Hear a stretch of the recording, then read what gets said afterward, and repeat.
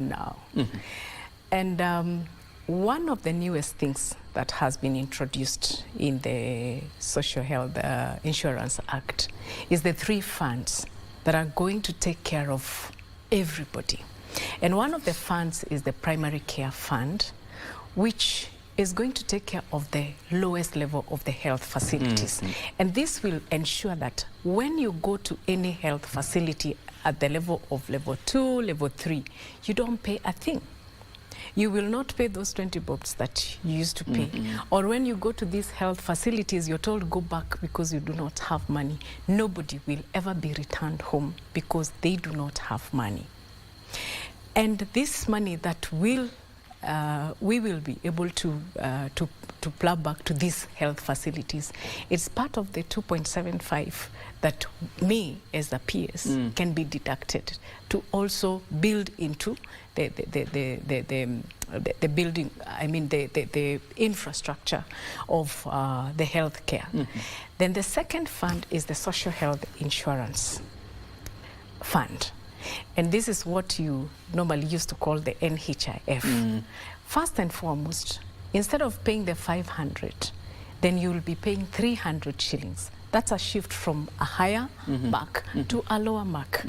And anybody else who has a higher salary, then you will pay your 2.75 of your earnings.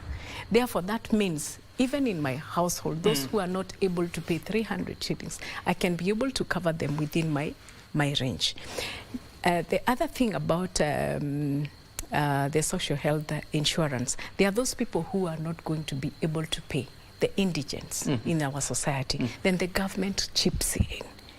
And we have a means assessment to get to know who is a real poor person, as you may put, and who is able to cover themselves. Because there are those who, even if you give them 50 bob, they will not pay.